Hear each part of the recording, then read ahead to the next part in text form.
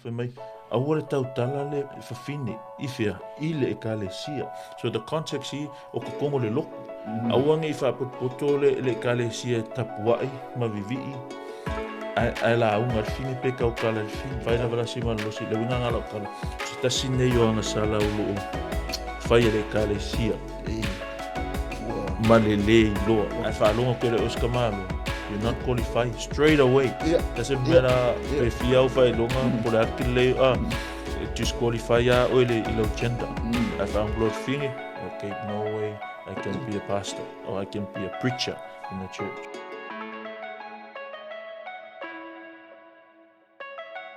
Ya, fataru fatu fo dene fiafi.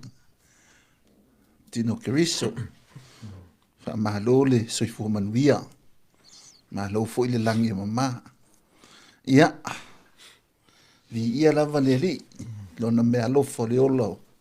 O tu me fai fo iuna tatu. Fei loa i manuia le neva yaso. Ia. Tari tonu le mafau fau ia. Fa mano fo le o fiafi nei tatu fitu fai ile fionga neri. Ia. Malo fo i lo. Songa. Nara toi fua pasta. Malo si le nei tula le aso. Talo fo ve tatu pa anga tsua faman malo e sul tatu li. Malo soi fua ia malo le mafuta mai pea. Tatu tala no me faso soa le fionga pa ia a le tua. Au wangi ngalo mea le a pasta. Ia aua ele pea man fatu ele ta ua se a toanga. Ia.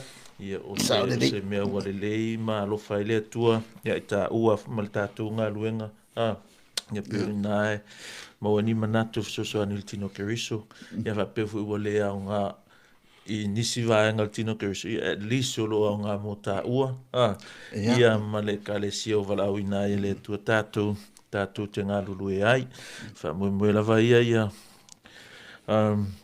tatu ngā lulu e whaatasi lima i le ngā luenga o wala au tatu e le li. Do, man, i le.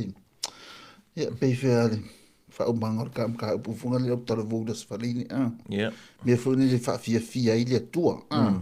Ia, whea mei auani i whaia i lo malosi. Ia, wha moe le nganga. Me e whaafia i le tua vunga le e kai whoringa mai. Tau si o tula whono ma mea whaapea lo whai mea tuspa ia. Commandments. Ia, whai mei le auani i whaia i lo malosi. Ia, wha moe. Ia, whalangi a whiawhika. Auani i wha moe se kai roa. Ia. Po se komai, po le ase malamo ia ka ua. Ia ka wha moe le nganga o le tua. E drivinga le ka wha moe ma le kulanga iei le whiawhika. Au ka kongo leanga wha anga ka male vai aso leanga. Tia ngita tala noa i me fo ina le o whawhine fo ina le whailaunga. Toi whawhi au.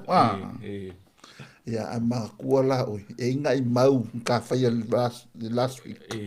Ia au ki roa e le umai. Ia ua peila o le so le o ke fia. Koe whakalaka kua pasta anga e ile. E sisi mka upu le fungani. Le whai mai e fungani. La me le me whainga la unga whiki. A o kangaka mua ngei. I toi tuor whaola. Lenga ho. O whawhingi en kala inga koe kuor whaola. Se mai aso kua lalo le mea nea wa le pei fōringa mai. O le si mau leo le makua ai. Whai mai kakau wa yanga la hunga le. La hunga le whini tonu. Ia? Well, sa alo sa noanga o se tasile o maulo whapena ona matua i tu lei me fu e tātou so ie whapena ona whao ngāti nā e whai mawhai au ia pe whai la hunga fui. Ale mele o te iloa ma mai tauina. Lei mastala tuspa i o whaapea mai e whaasa ona tā la i whawhini. Tu se mo wa whai mai. Whawhela ia o ki ngā aulua i misi o ngali pe o pese skamo silveka. Ia rewa mai silveka o ki ngā aulua i whawhi o tinale aulua i misi o nari. Ia o mai lo leo niso tātou o whina una pia. La me la le la unga i whini. O tina o tangata mua na tala ina le toe tu mai o Yesu. Ale mea ana mantu. Ele whapeo whai mai aua o le mea me ku spa ia ele o fai mai au le ta la I fafine o le ta la ia ma le atu ta watu o le mea na so skersiano la o le mele I o le fai fe au ma le launga o le authority o le teach and have authority over men o le kalanga le I o se tase e le pule o ai ma ye le pule o le mea la fa sa mai ma ele ma ka tala tu spa ia o le tau tala o to fafine o le upa mai I e kalesia o le mea le I le kala le wa ola vanga ia tala o va ia le tu tina ia Maria Magdala malisi Maria tu sama ka kuspa ia ele fa pe o fai atu po o la unga po o fai ma fai a o le mela tupu o le o ta watu o le ai le kala kuspa ia le upunga ia nga le upunga le sikao o le tautala ala la fa sa mai ia fifi o la o paraphrasing o le fa sa mo mai o le tautala o to fine ka le sia al kusa tu se marangana tu se tu spa ia folinga mai manga ia se upu fa pe ia fifi le mu lo inga silence wa winga nga o le upula ia o keep close or hold peace or not to make noise not to reveal verbally lo winga nga upunga sika ola ia tu sa lama maranga kusa kuspa ia me lua inga e pu pele au pele fitau le maule o le te taunga la unga finge ona o lua I missionary po e na lua I tala ina tu e su o fafine o le mele I o le whaato nunga whai mai au le tau tala le fafine I fea I le ekalesia so the context I o kokongo le loku au ange I whaapoto le ekalesia tapuai ma vivii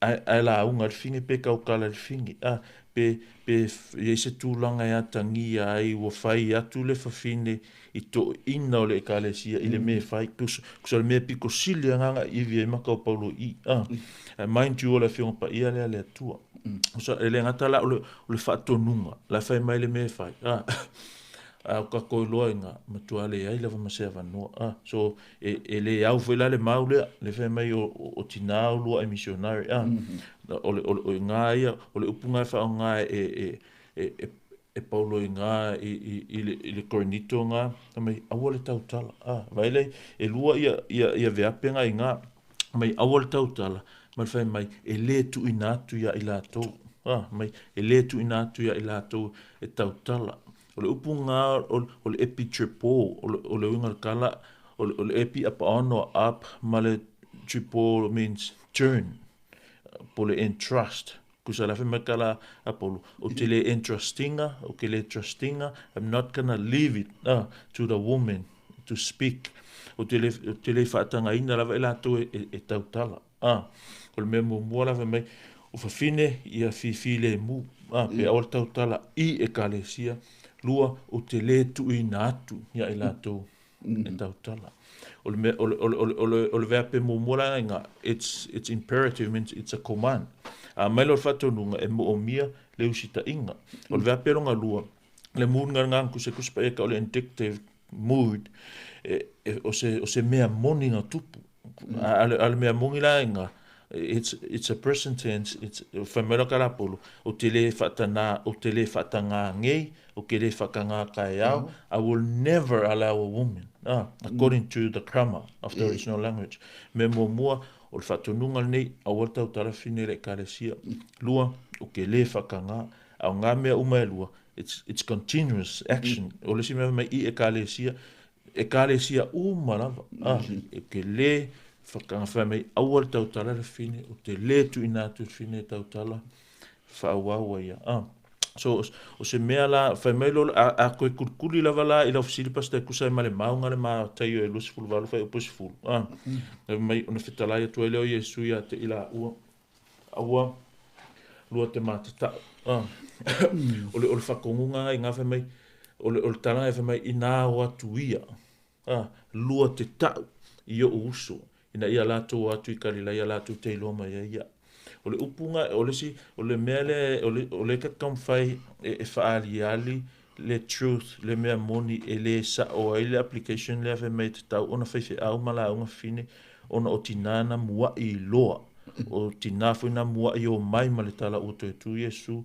o tina fo ina mua i whailoa i le angelu ma whailoa i Iesu o ia o tu ma le kama mai o le upula e mai ia ta watu i o usu o le upunga ta watu pasta e sa mai upu e lengi e lua o le apo ma le angelo so o le mo le upu e kasi e kama whai kaukus pa e mai o le ta watu la le i o le wha sa moanga o le whaapalangi la fe mai and say o tau e sa mai i kufa kasinga le o le apankelo ko so le apo ma le ankelo kufa kasi le apankelo lo ingol kala ankelo means to report to tell ale apo means from longo inga la kau ele fa sa mai ta watu le mele o kupua o le upunga ta watu nga ele upula fa nga e Paulo ka pus fu fa ko lima o le mo Korinito o le upunga fa nga Paulo nga le la leo means to preach or to proclaim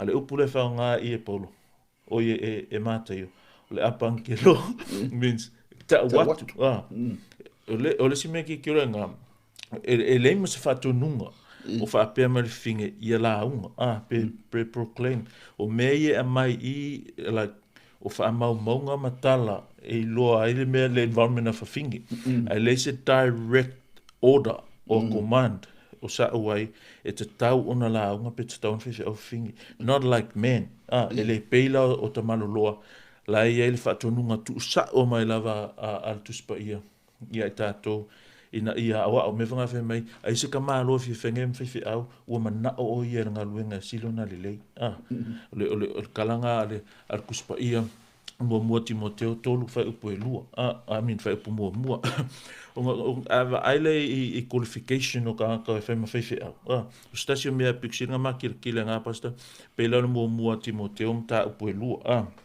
yo kange eva ai ma faita watu mo Timoteo ta upo lua ia fa upunga fa pe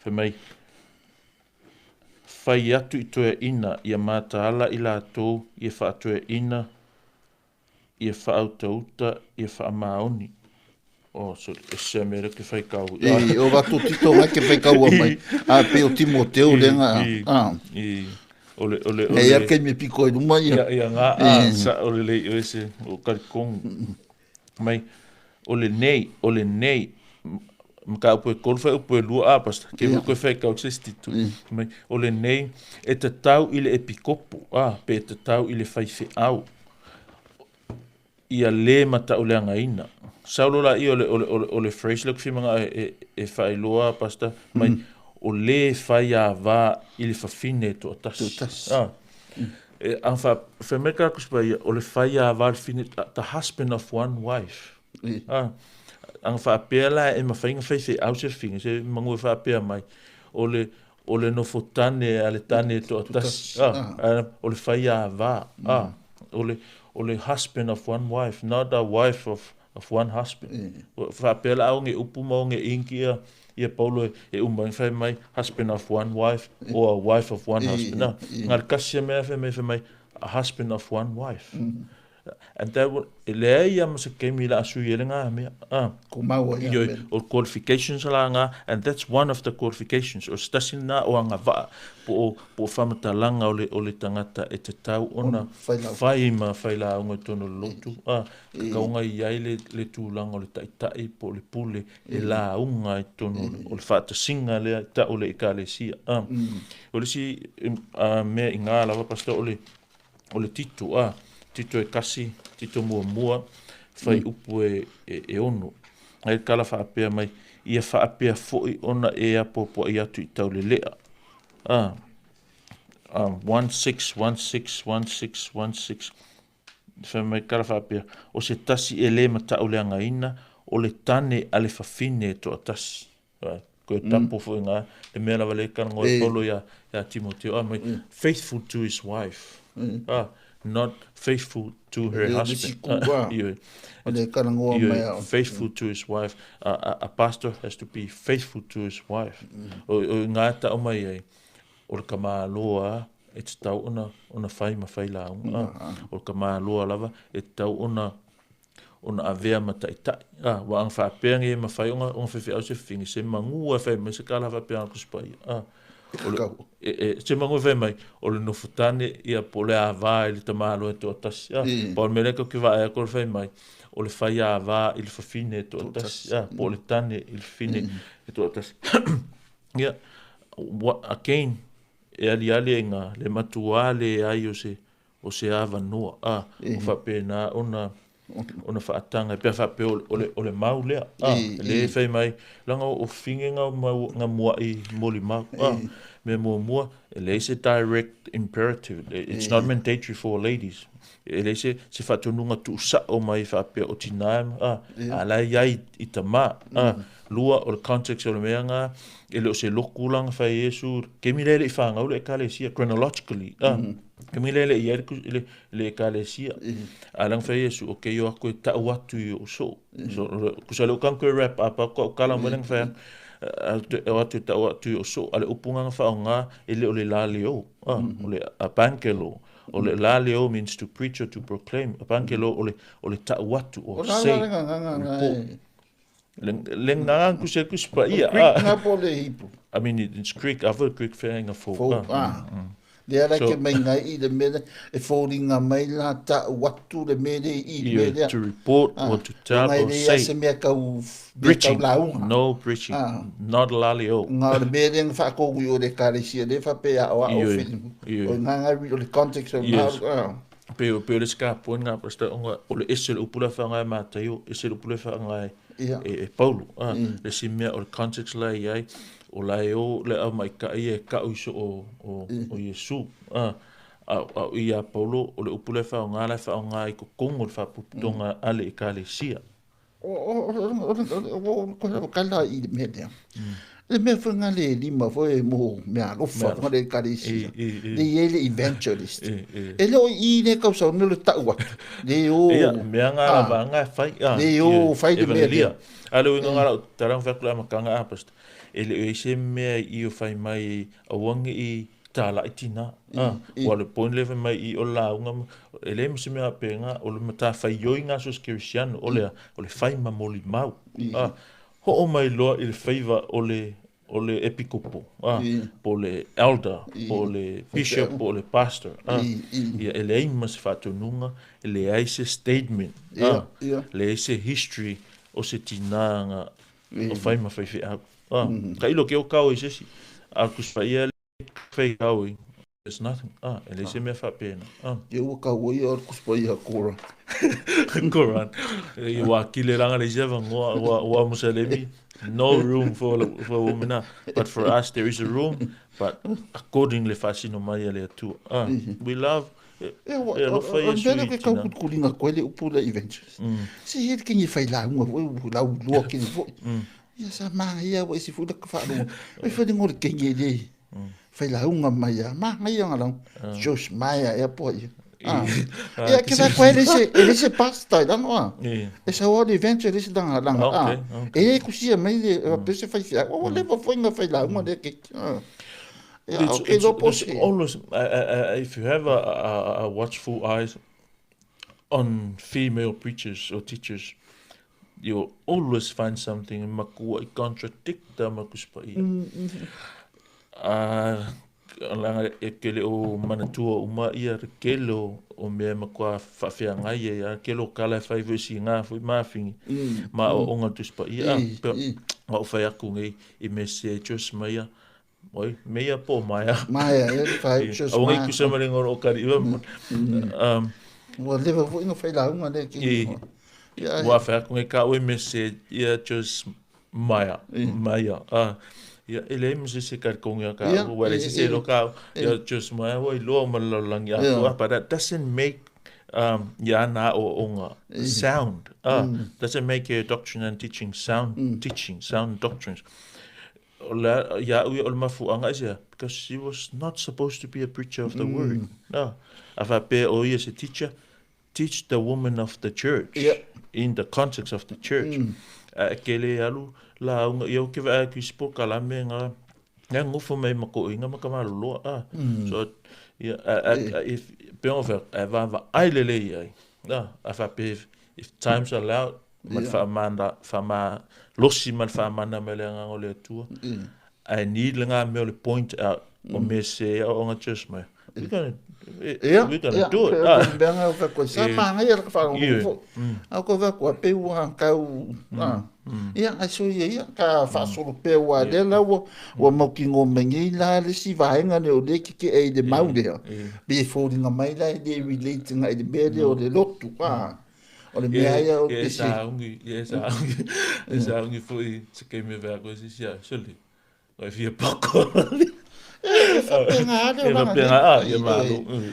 pengare a penga o fafui o se manatu le ia batu ke tara noa le uso ai pule alom kuai ai pule alom kuai fa senga ngana ngai spit ai pe o ka mo foi le fiso soani tu tonu le la fionga ia wa ele nga pau foi dia le foi karango inga le vai edi foi nga le sa tara no Yesu mani ma le foi ia wa le foi point nga la o mo ko ai fa ma ia fa nga la unga le nga no fingere mo ni mau le besia o se senga me ka wanga la unga fing si ma se ko la le mere pasta kuranga wa o le foi ka ko pe finga mo foi nga me ia well same thing for ya ali pastor o le me la kas me mo lava context again it's not a church o lang se kau Yesu mal mai ka ele lungo o le vai eli ma ko fingero o le sa Maria ya fali umana vala ele Yesu ye o nga sala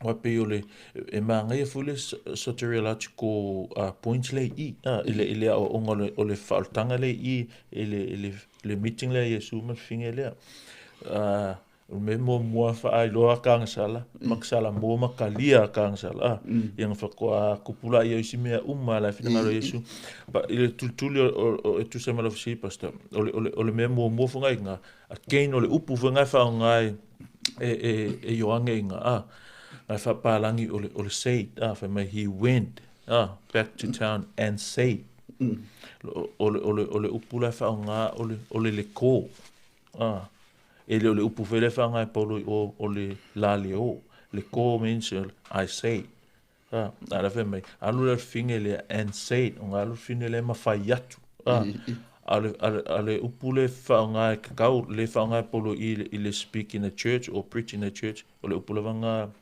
la leo again ele upunga le faunga yoange used the different word which is leko means to say lua nga o le audience la nga lo fingele it's not in the church no records of there were elders of the church ele se fama mo fa pe o to ino le lotu mind you the context o kanga ka nga lo fingele ka ngo ai fa pe le vonga ia ele i maua Yesu le ngal kala ele i fa ola ina nga le ra ko fingele o mo fe lo ma Yesu alo ko fe ta u lo li ia le mea le wa ia lo kusala ele applicable le mea le context le ka ngo ai paulo me mai paulo I ekalesia I to tonu o le ekalesia auangi kaukara se fine keep silent o te lefa tanga ina e ka kaula valan mele o fair finger wa pe o me mo vanga confess Cristiano once you're saved once you meet Jesus the next move o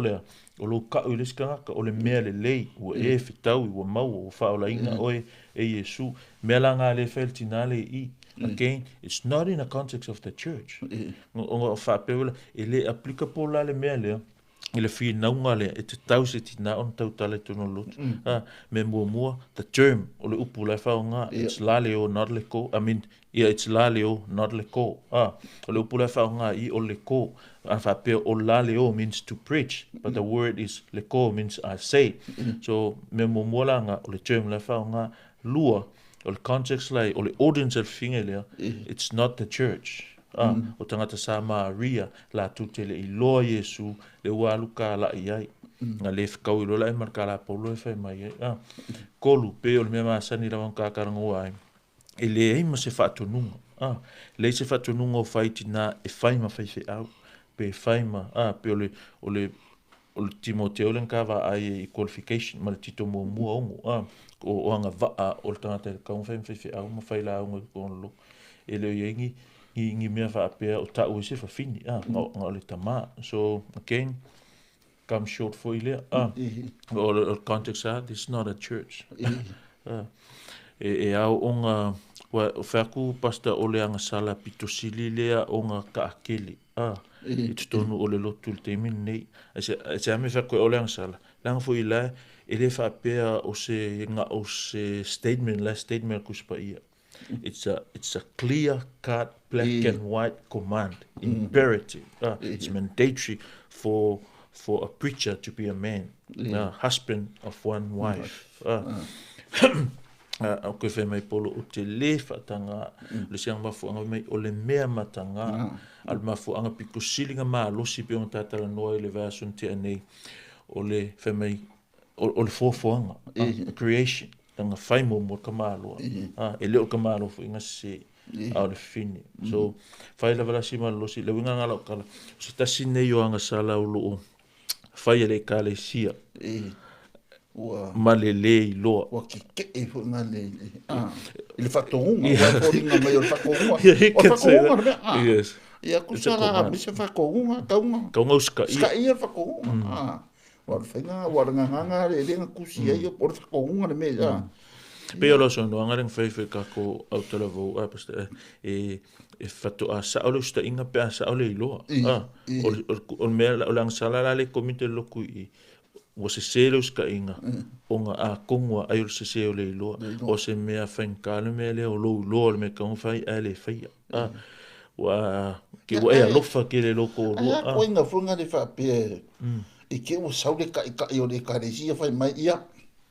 Anga la unga ka kinga ka la le ka go fo persone e foi me kuspa ele la mo na ko nga me fa ko nga me ko nga le fe uska i fo i ka ia longa le la ko uska ka i me se ka fe nga ya fo ele me ne ka wa di ali mai wa ka ko fo i la lo uska ka inga mo ya fa pera me ko nga me ia mar kulanga o le fe me kuspa ia ya la sa fika la sa wa le UFC this is a direct application la la sa fika pe aus kemi wa karanga fa ku ke we lo fike fo lo ko rua ya fa pe la le o lo fike lo ko rua o le la unga o fa ku lo lai okay yo tatu fa la unga tai au o lo to lua le la sa fika so ole kemia umanga sa mo mai pasta o unga mo basta se ko vai kasia po sa ole me nga sai ma o nga kako the grace recipient na le fa ko ya fa ko vai pouco kusa mar kako theology le ai ni de mes kako me yo so mai le kusa mar kusa ma kala kuspa ia because really let's kako theology mo it's a theology let's start ka but o kala nga kuspa ia pero ka vai so straightforward pero winga nga o kala o se tasine o whaalongo kaanga, o le usika inga, o le komite le loka, e ke mingi o le o sa whae meo ngai ko inga ia la kutina la unga. Ia. Ok, ia koe, mga ko inga iskania. Ia, kusa la pe me mga le leita o talatina, like eloquence, can speak well. That's not a qualification. Well, in kava aingi qualification. One of the disqualification o le whai o e makamalo. Lo inga ai whaalonga kere o skamalo. You're not qualified straight away. Doesn't matter pe fiau whai longa pole arki leo disqualify ya o le ilo gender. Ai whaanglot fingi. Okay, no way I can be a pastor or I can be a preacher in the church. Malo pasta. Vai ke le wa o pe nga I mau ia le o la nga ni ke mi o. Ke ling vai ngai ti no ke biso a. E foi ai si mau ke le pasta ka ke le kau ma salo. A pe o me ia isi me manu rosi. Le o so fa I kuranga le o le fai la unga ma fai o fini to tono le rotua. Ya me si o lo ia le tali le tuspa ia. Yes. E kusai foi mole kuranga a. Ia o te mga ko la ka ki ia le vai ka fanga ka I funga le se I ia wale do pe e foi se vidi mai songa ia manga e de kuranga o lo ia ile ka por karame de me alo fo fine fai launga to fai au de lo ia ka whakakaria pe langa mai se manga kusisi manga ia foi e koi whakua ingai foi le ka por karame le ia fiaf ia le li ia tu se mana fionga ia pe ha whakfur ke musul ia me fa moi ar me ar velia nga ngole ri na be nga ia fo le ia fiaf so so ni mai fo le mta up ia whakfur fa tai ia fiaf o ia le li ta pena mali fa prende fo por karame ia na tai leo le vai na fo i man fa man mai no na fionga ona le tu le ia fiaf ia o le tarmasan ia whamanuia le tua. Nau sunga whawhengainga ia mō pere malosi. Ia mā whawhau ma te tino. Ia whiasisi do la whalenganga mō lau launga. A wā pēr whai al whinga do le tua. Ia msalo o le whainga ngā potalami o le nei pō. A eiso whisiri mea ia le tua na ia tu nei ia. Te tala le wanoa. Pidi mai tātou tara noa whaasoa mai. Mo e fwoi se si mele lei. Ma fwonga lei pot kalami al tana noa ruso. Ia, lau like man, subscribe. Ma lau comments ke ua nganu. Whaino fiai. Tātou tu whera ili versu fwou. A wale whaatara tōni o whatua tua. Ma le papa tisonga. Ni siom tā upula tātou anga tu ili versu fwou. Ia, whamanuia lo le tua ilo loto rinea fiafi. Soi fua. No.